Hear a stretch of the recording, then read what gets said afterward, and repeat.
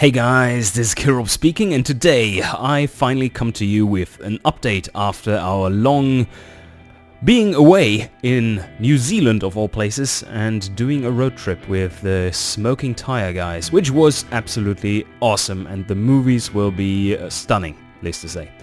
That landscape with those cars, damn. Anyway, you have been waiting for an update for a pretty long time, and first things first, we now have a release date on Steam, and that would be the 12th of March. So not too far off, about 3 weeks from now, and that's pretty scary because we are far from being done and we need to do so many more things, but it's mainly polish now. So let's take a look what we have done in the meantime, and for that we are just going to build a car. And today I feel like we should simulate some German engineering, and we build the most fuel-efficient car in the world. We call it the EcoBoost, and here we have it. This is going to be the most fuel-efficient car in the world. We still have to build all the internals to make that happen, but it will happen. So let's continue on, and we come to the first proper implementation of a working color picker. And these are not the default colors either. You can make your own default colors in this little grid by just choosing a color which you like from the presets, and then choose your own basically. And let's say you're really into fugly, like. Oh, let's make it as ugly as possible. That's probably really close to that. Anyway, so when you're satisfied with your color, then and you want to save it, then you just pick a field here and right-click on the field, and bam, you have saved the color for future reference. So now you can select it whenever you want. And these colors will also be available in the engine designer, so you can make your valve covers all fancy and stuff. Or at least we hope to be able to implement that. Shouldn't be too troublesome with this one working. But let's go with this color. Always looking nice. A bit of banana style. Alright, so front transverse, front wheel drive it is. And we build a new engine. And here you see something new. And that should be pretty obvious what it is. We have made clearer what is selectable right now and what isn't. I think that's a good idea for all the newbies coming into automation, being unable to progress beyond the first page of selections.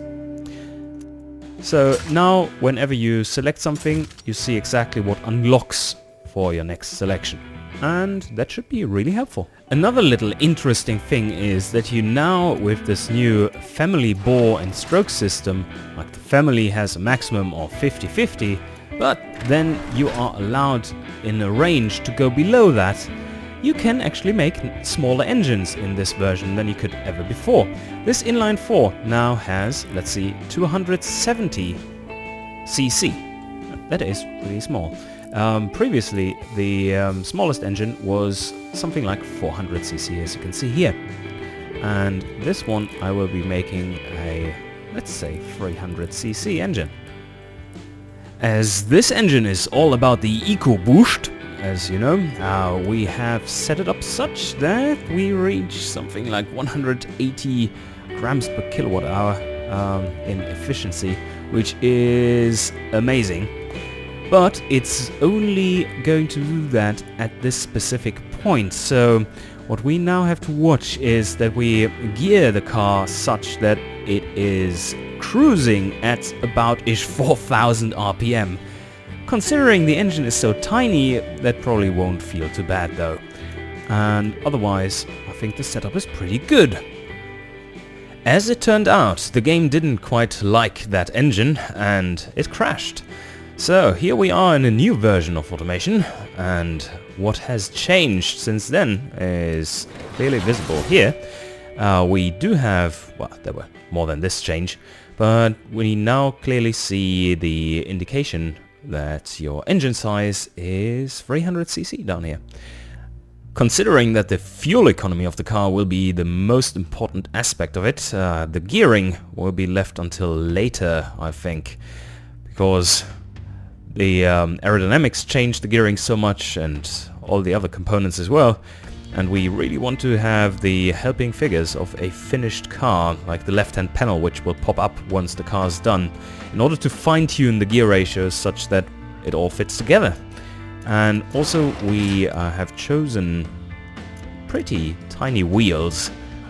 Want to minimize rolling resistance and hard long life. Maybe that has to be changed to medium compound just to make it less sucky. And magnesium wheels because that would save a bit of energy. That is rotational energy which can be conserved. And for the braking, well, it's a lightweight car, so it's pretty simple. And here in aerodynamics, there's basically only one option, and that is the fully clad under tray. No downforce, as we are probably only making like 125 kilometers top speed anyway. No need for downforce there, and minimize the cooling airflow to the absolute minimum we can afford without killing the engine. Cooling flaps won't help us here because we don't have a high performance car, and the cooling flaps usually just limit the airflow during cruise to about-ish what you need during cruise. And that would be very low, but in this car, at cruise, in order to get maximum fuel efficiency, we want to be driving at almost full throttle. So no need for extra cooling flaps there.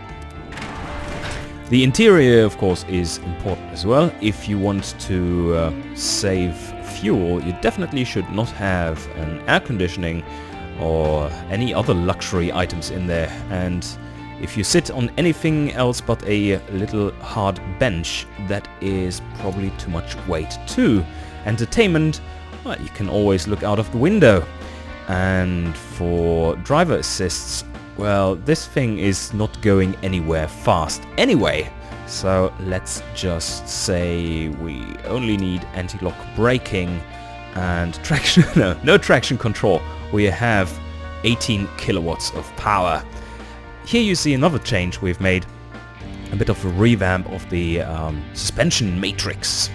And we have now changed all the numbers to more sensible units. This, what you see here, is of course the metric version of them, and you can change them in the options menu to be what would that be, pounds per inch instead, and pounds per degree, and see at the final statistics. So right now this car has a pretty stellar fuel economy already without the fine-tuning. 2.13 liters per 100 kilometers doesn't sound too bad to me. And now let's see what we can do in fine-tuning it. We do have our stats shown here, and we can now adjust gearing such that maybe if we make it longer. Yes, that seems to be working. Do we get below 2 liters? No. Oof. The jump in fuel economy you were seeing there is coming from that in a higher gear at that point. We made the gears longer, and in a higher gear you were no longer able to keep that speed at cruise. So you were going absolutely full throttle in that gear at that RPM, and it just didn't create enough power in order to hold the speed it was supposed to cruise at. So it had to shift down where the efficiency of the engine was worse, and yep, so that gave you a worse fuel economy. But now we have arrived at 2.02 liters per 100 kilometers. And let's see if we can get this even better. Maybe if we put in some quality into our aerodynamics. And there we go, at +5 quality. You can see that's probably not worth it. But anyway, we just want to get down to 2 liters per 100 kilometers. Anyway, so that should be it for this car. There's one more thing I want to show you though. Here we have an over-the-top luxury cruiser thingy with lots of space. Probably fit something like 25 Japanese people in there. And this one has much worse fuel economy, of course. But what I wanted to show you with this one is put a wing on the back and tulips on the front. And now we have a working drag graph as well. And for you tuners out there, especially those who would consider putting a rear spoiler onto a car which is front-wheel drive, let me illustrate what happens with this new shiny graph we have here. What happens if you put too much rear wing on a car? And let's see, this is the rear, and we up it. And what you can see is not only have you generated lots of downforce in the rear, like 100 kilograms of downforce at about let's say 240 kilometers an hour, but also you have created lift in the front because of that wing. So yeah, not a good idea to put a rear spoiler onto a front-wheel drive car. Alright, that's it for this video. Hope you enjoyed and see you guys next time.